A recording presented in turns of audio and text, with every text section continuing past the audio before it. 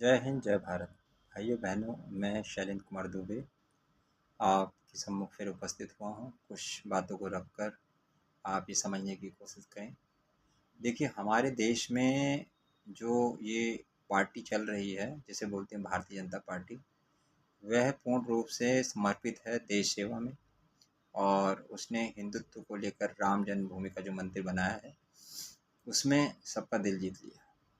लेकिन हमारी जो भारत की आर्थिक स्थिति है, वे सुदृढ़ और संपन्न कैसे होगी, इसके लिए नए नए विचार बन करके कानून प्रावधान बनाए जा रहे हैं, जिससे भारत के प्रत्येक नागरिक को उसका लाभ मिल सके।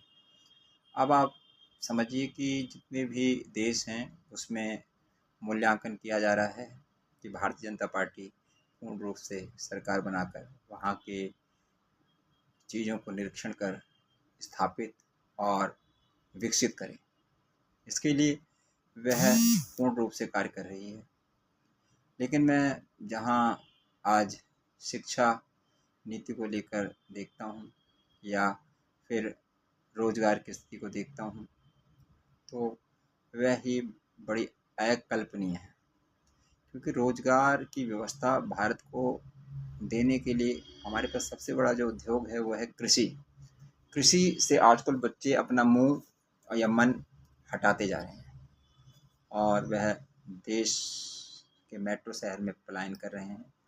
और ज़्यादा से ज़्यादा उनको वहाँ जो जॉब मिल रही है 10,000 15,000, उससे ज़्यादा मिल नहीं रही। और वह दिन रात कार्यरत हैं अपने क्षेत्र से दूर रहकर।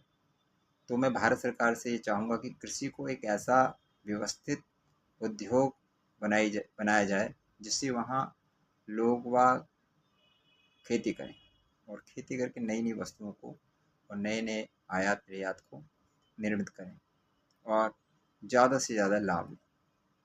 मैं शैलेंद्र कुमार दुबे अपने विचार जो मैंने रखे, वे पूरे भारत को सुनना चाहिए।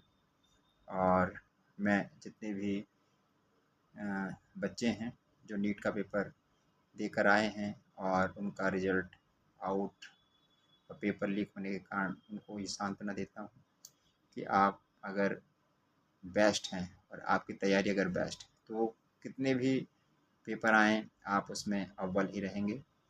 और रही आर्थिक आधार पर आरक्षण देने की बात, तो मैं इससे पूर्ण रूप से सहमत हूँ। देश में आर्थिक आधार पर ही आरक्षण दिया जाना चाहिए, ना कि जातियों के ऊपर। क्योंकि जातियाँ जो हैं वो एक भेद उत्पन्न कर देती हैं, लेकिन आर्थिक आधार एक सुस्पष्ट निर्णय लेकर, योगदान देकर अच्छे भविष्य का निर्माण कर सकता है। मैं अपनी वाणी को विराम देता हूँ। मैं विकास इंडिया पार्टी से प्रदेश अध्यक्ष और मैं पंजाब नेशनल बैंक में डिस्ट्रीब्यूटर मैनेजर की पोस्ट पे भी हूँ।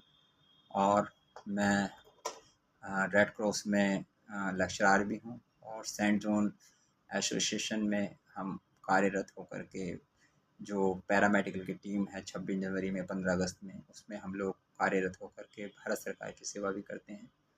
और मैंने एडवोकेट भी किया हुआ है और मैं समाज के लिए हमेशा समर्पित रहता हूँ कि देश को किस तरीके से हम अपने विचार और अपनी बातों से देश को आगे बढ़ाएं। मैं सबको नमन करता हूँ कि देश को आगे बढ़ाने के लिए अच्छी विचारधारा और अच्छी विचार नीतियों को अपनाएं और ज़्यादा से ज़्यादा जय गुरुदेव विचारधारा को अपनाएं। शाकाहारी हों, सदाचारी हों, नशा मुक्त हों, भजनानंदी हों और गाय को राष्ट्रमाता का दर्जा दें और शराब पर प्रतिबंध लगाने के लिए भारत सरकार से आग्रह करें और गाय को निरंतर माता का दर्जा देने के लिए सराहनीय कदम उठाते रहें। जय भारत माता की।